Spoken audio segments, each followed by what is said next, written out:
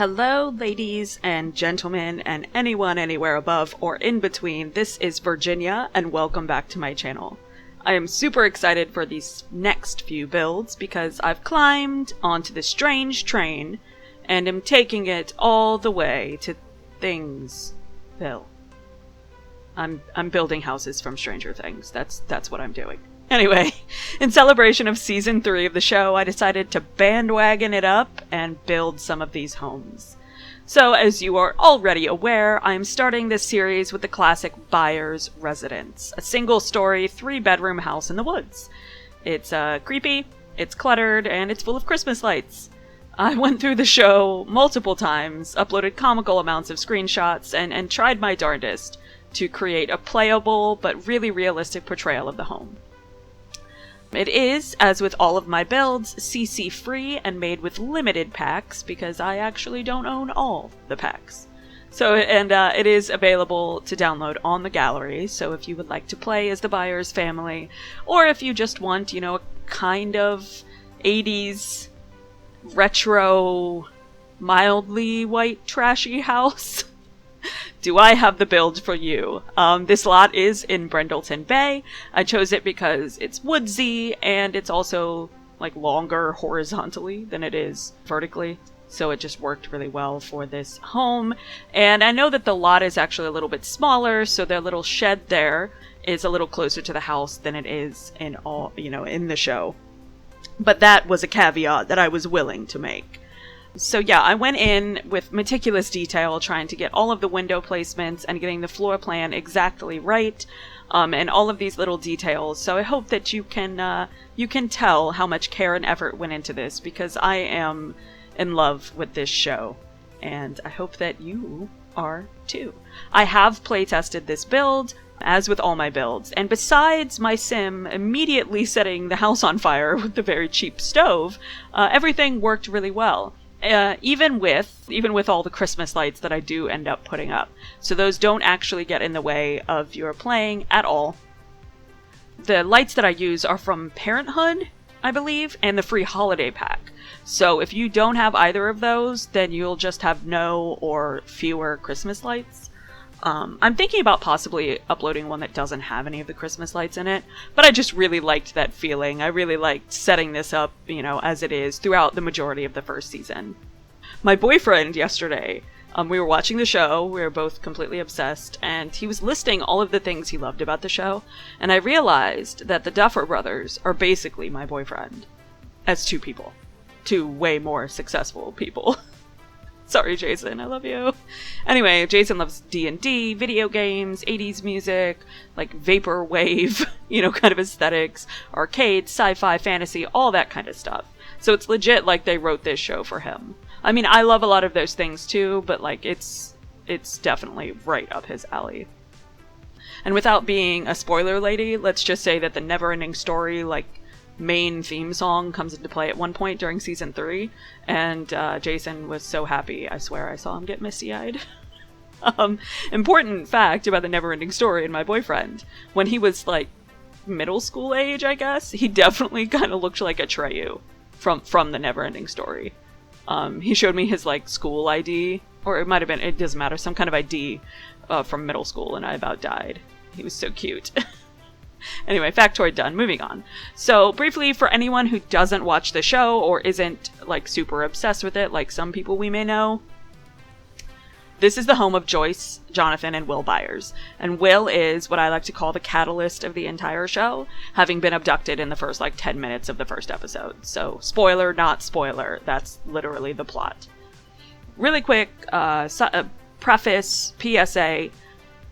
I just want to say that I'm not a historian. I'm not a scholar on any specific time period or event. So what I have to say about histories or biographies or anything like that is based on my research and just my general knowledge. So grain of salt, always check your sources, get out your tinfoil hats, and fear the Red Menace.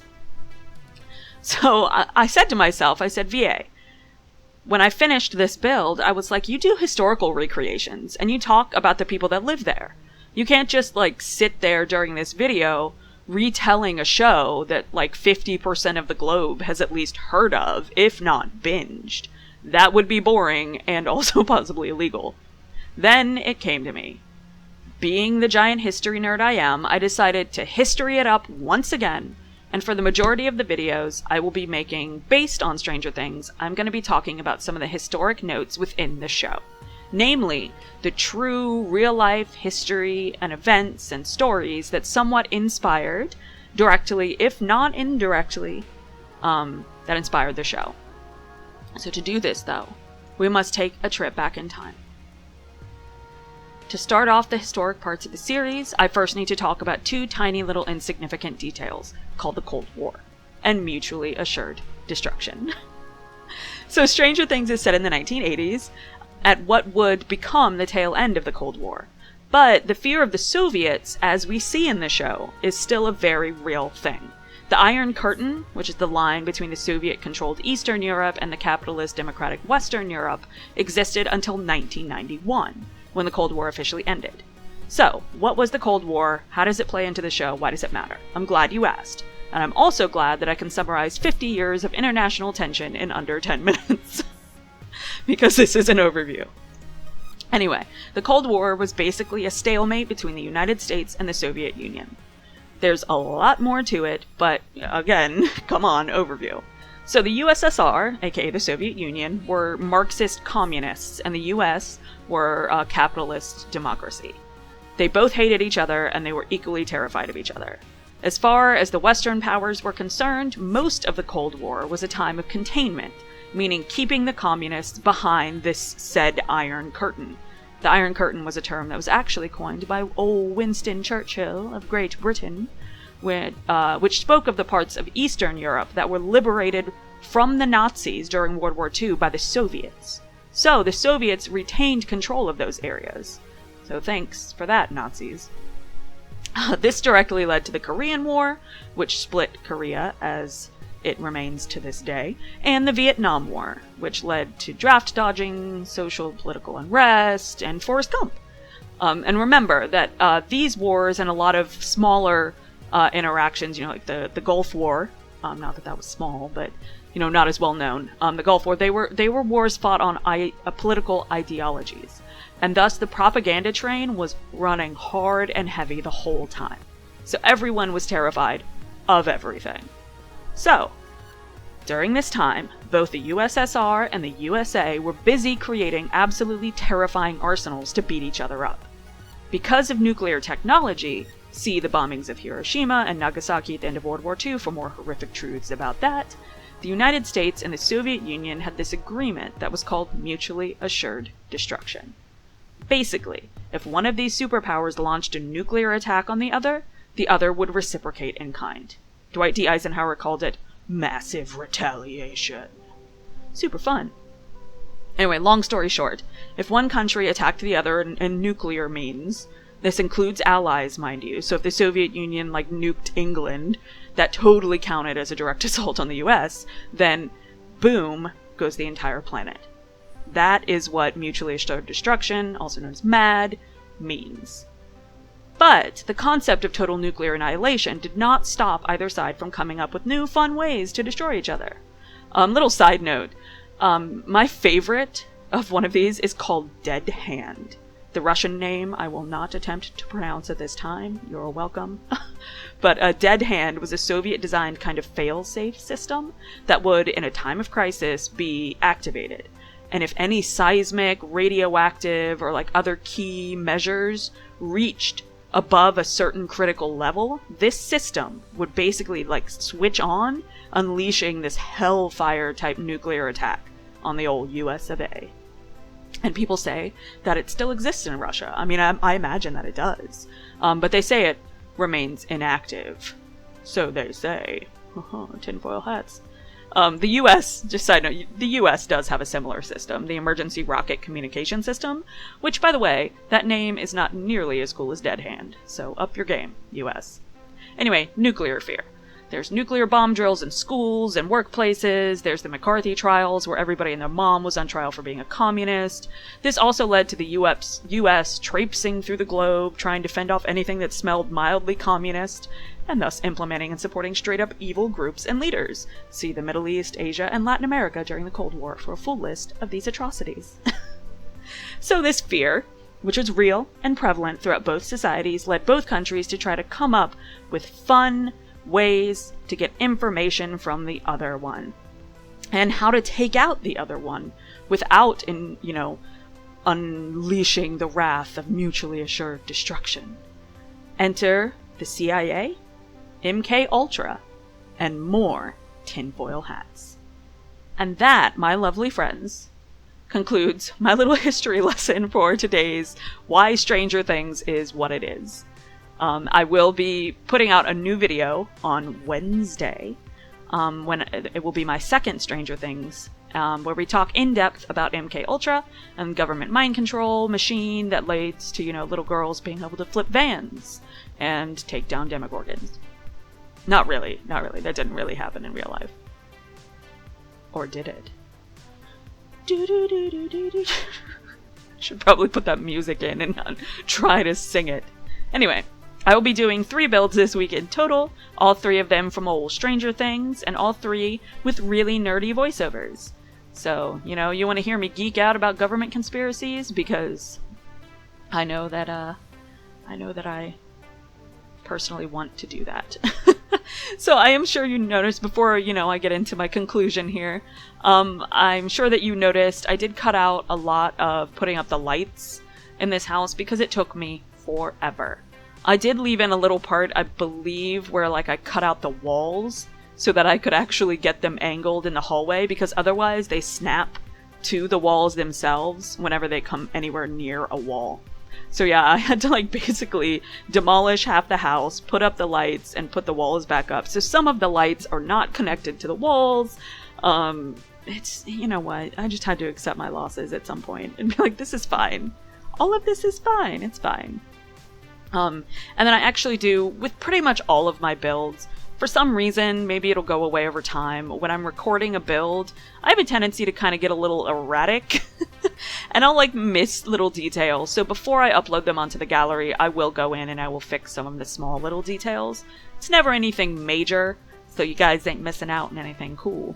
But I did go in and I added some more Christmas lights down the hallway. I think I moved a couple of tables because I noticed in one of the pictures they were wrong. And I definitely did go in, as you saw in my little tour in the beginning, I went in and I put a bunch of lamps in Will's room.